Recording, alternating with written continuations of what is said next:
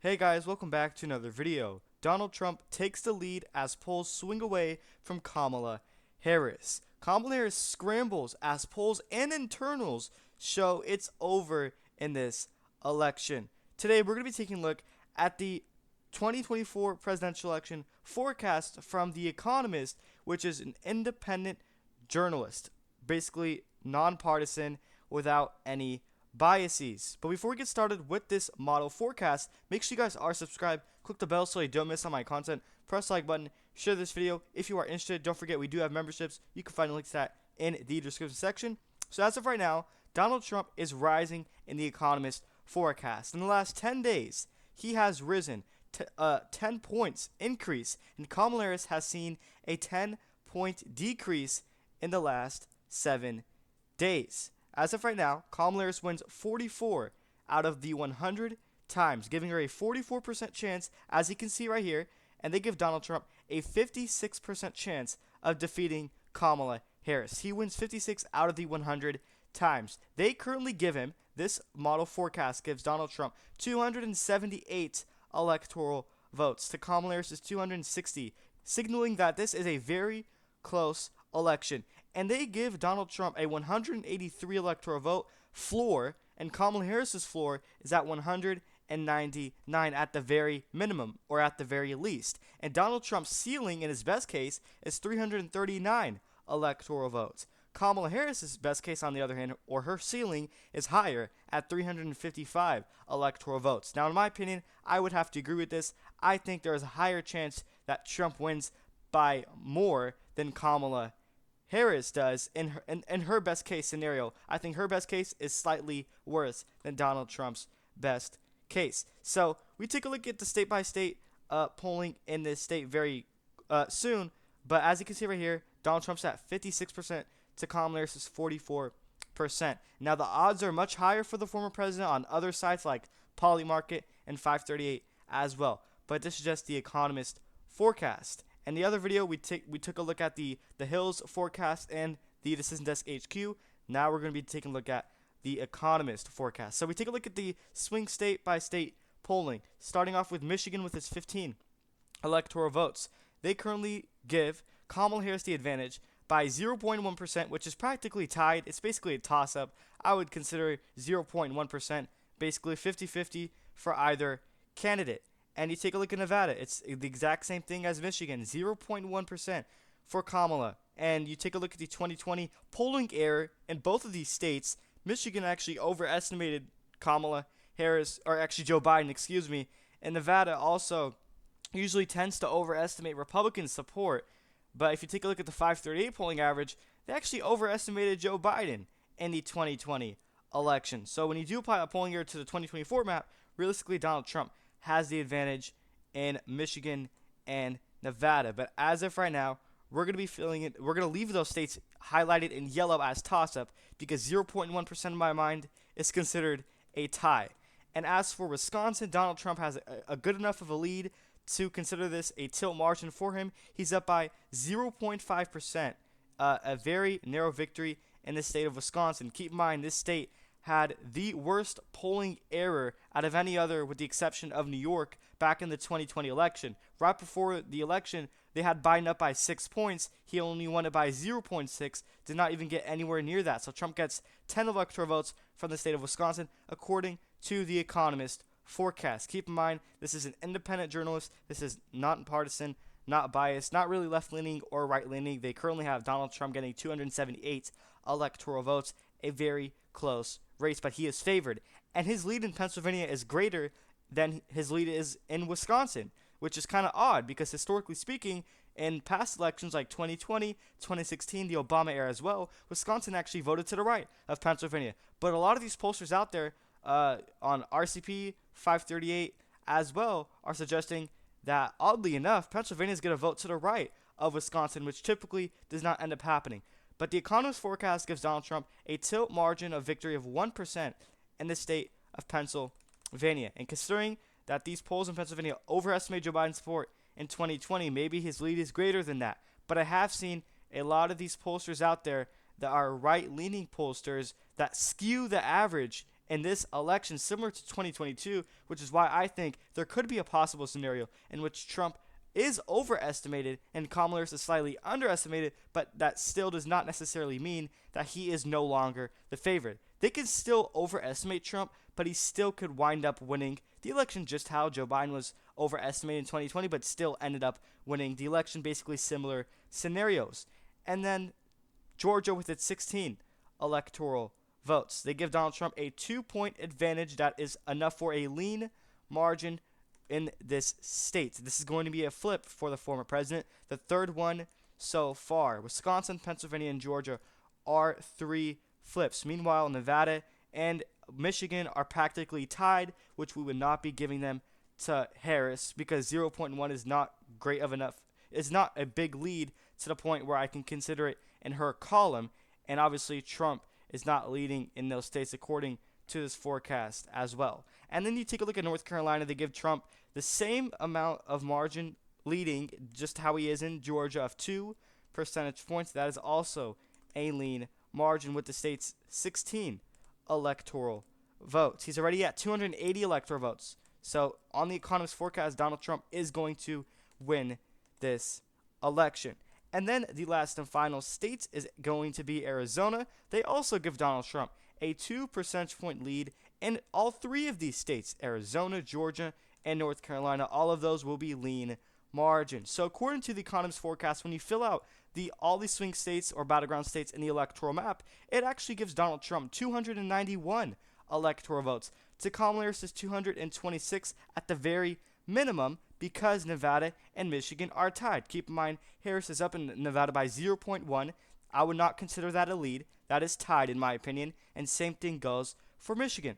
So 21 electoral votes up for grabs, and Kamala Harris is not getting those. Neither are Donald Trump. Those states are toss-up. So Trump is getting near 300 electoral votes based off this model from The Economist when you take a look at the state by state individually. Now, when you take a look at the whole thing as a whole, they actually give Donald Trump 278 electoral votes, but it goes up to 291 when you take a look at each swing state individually. Now, here are some scenarios. The chance of being the state that decides the entire election, the deciding factor, basically the tipping point state, which majority of people can agree it's going to be Pennsylvania this time around, just how it usually is. 17% for Michigan. Michigan has a 70% chance of being the deciding factor. I just don't think that's going to happen. Nevada is at a 3% chance of being the tipping point state. Wisconsin's at 11% chance, and they give Pennsylvania the highest chance of being the deciding factor state, which most people can agree with 27%. And Georgia's just at 9%, North Carolina is at 12%, and Arizona has a 6% chance at being the tipping point state. I think it's clear that it's going to be Pennsylvania. And now you take a look at other scenarios.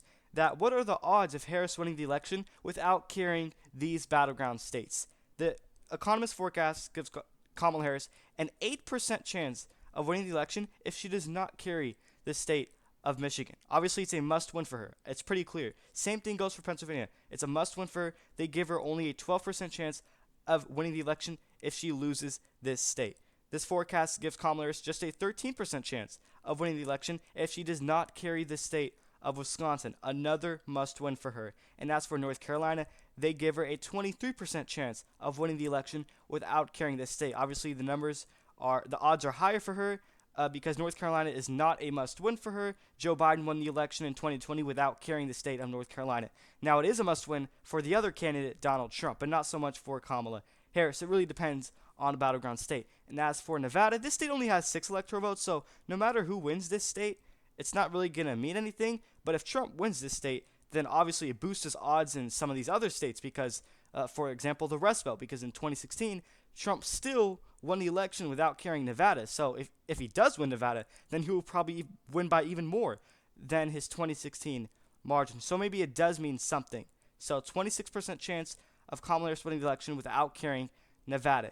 And as for Georgia, 29% chance Kamala wins the election without carrying this state. Now, Georgia's not a must-win for her. She can still win the election just by getting those 3 Rust Belt states. They give Kamala Harris a 30% chance of winning the election without carrying the state of Arizona, also not a must-win for her. All she needs is Wisconsin, Michigan, and Pennsylvania, which based off the polling, it's all looking good for Donald Trump. And now we take a look at the opposite scenario for Donald Trump. They give him a 10% chance of winning the election without carrying Pennsylvania. This is basically a must-win. Now, you can argue that he doesn't necessarily need to get Pennsylvania. What he can do is just get at least one Rust Belt state, along with Arizona, Georgia, and North Carolina. Not so much as Nevada is not really a must-win for Donald Trump. Just like I mentioned earlier, he won 2016 without carrying the state of Nevada. Let's just say he does get Wisconsin, and Harris wins Pennsylvania and Michigan. He will win the election. And as for North Carolina, they give him a 16 in 100% chance of winning the election without carrying the state. North Carolina obviously is a must-win for the former president. He won it 2 times in a row, probably on track to do it a 3rd time. And as for Wisconsin, this forecast from The Economist gives Trump a 19% chance of winning the election without carrying the state. It would probably have to be through Pennsylvania. But yet again, Wisconsin typically votes to the right of Pennsylvania. In my opinion, Wisconsin is a must-win for Donald Trump. If he doesn't win the state, then Kamala Harris will probably win the election. As for Michigan, this forecast gives Trump a 20% chance, 1/5, of winning the election without carrying this state. Now, in my opinion, he still can win the election out in Michigan, probably through Pennsylvania or Wisconsin, or maybe even both. And as for Arizona, this forecast gives Trump just a 25% chance, 1/4, of winning the election without carrying the state. In my opinion, Arizona is a must-win. If he doesn't win it, he's not going to win the election. And as for Georgia, it's basically another must-win for him. I don't see him winning the election if he loses Georgia. But in my opinion, he's not going to lose Georgia. They just give him a 28% chance of winning the election without carrying the state. Nevada's not really important. Obviously, his numbers increase. His odds become likelier of winning the election, or his odds are, giving him a better chance. 37% chance of winning the election without carrying Nevada. Just like in 2016, he didn't get Nevada, but he still surpassed 300 electoral votes. So even if he doesn't get Nevada, he still very well can win the election. The odds are high when you take a look at that. But as for Arizona, they give Donald Trump nearly 2/3 chance of winning the state, 63%. You take a look at Nevada, 51% chance that Harris wins. That's basically a toss-up, which is why we left it in as a tie, basically, on the electoral map. And then Georgia, Donald Trump's chance is higher, 65%. And North Carolina, 66%, 2/3. And Wisconsin, Donald Trump at a 54% chance of winning this state. He is the favorite. Keep in mind, they severely underestimated him in 2020 and in 2016. But I have seen a number of right-leaning pollsters that are skewing the average, which is why, potentially, I'm not saying it's going to happen, Kamala Harris could be underestimated, just like in the 2022 midterms for the Democrats. And in Michigan, they give Harris a slight advantage of 51%, which is not really an advantage. That's a tie, in my opinion. And Pennsylvania, they give Donald Trump nearly a 60% chance of winning this state, giving him the best shot out of any Rust Belt state in the state of Pennsylvania, which is the highest chance for being the deciding factor or the tipping point state, which sums up why Donald Trump is the favorite in this election. Because the state that has the highest chance of being the deciding factor, Donald Trump has his highest chance in that particular Rust Belt state out of any other, which really puts him at a favorable position. And now you take a look at who's winning the popular vote nationally. As of right now, they give Kamala Harris a 1-point advantage. She's polling at 49% nationwide to Donald Trump's 48% with the popular vote. Now you take a look at in 2020 on 538, Biden was supposed to win it by like 8 to 9 points on average, and he only won it by around 4%, which is a polling error of roughly 4 points in favor of Donald Trump. Now, we don't know if we're going to see that big of a polling error in this election. Maybe Donald Trump is overestimated. But I do think a 1-point advantage for Kamala nationally is actually pretty much fair. In my opinion, it's basically tied as if right now. So that's where we're at with this forecast. That's for the presidential or general election. Now, actually, they also include a Senate forecast in which they give Republicans 51 seats, which is slightly less than what I have them at 52 seats, to the Democrats' 49 seats. Republicans are at a nearly 70% chance of winning or flipping back control of the Senate. The map is literally made in their favor. The map favors them because they can still afford to lose Nevada, Arizona, even Ohio, and still hang on to the Senate as long as they just flip Montana, as we all know. The Democrats are just sitting at a 31% chance. Republicans are clearly favored to win the Senate. and the odds have stayed the same for the past 7 days, as you can see on your screen. Now, we'll take a look at this forecast in another video, but I just wanted to quickly go over the Senate. And then you take a look at the House of Representatives. This forecast gives Democrats the favorable position in the House at 220 seats to the Republicans 215 seats. Now, in my opinion, I think whoever wins the House, whether it's Republicans or Democrats, they're going to win it by less than 220 seats. Like in between 218 to 220, that's how close I think it's going to be. That's how narrow the margins are going to be no matter the winner. I can see the Democrats winning the House, but by less than 220. I also can see the same thing for Republicans winning the House, but by less than 220 competitive districts, obviously seats, and they only need 218 seats. Now, Republicans, when they won the House in 2022, they kept losing seats. And just my last prediction, I actually expected Democrats to win the House. But now I currently have Republicans at 219 seats to the Democrats 216. They fall short by just 2, which is why it's so narrow. And the Democrats are sitting at a 62% chance of winning the House to the Republicans 38%. I honestly think it can go either way. No matter who wins, it's going to be less by 220 seats. That's just my opinion. We'll take a look at this House forecast in another video. So let me know your thoughts and opinions in the comment section down below.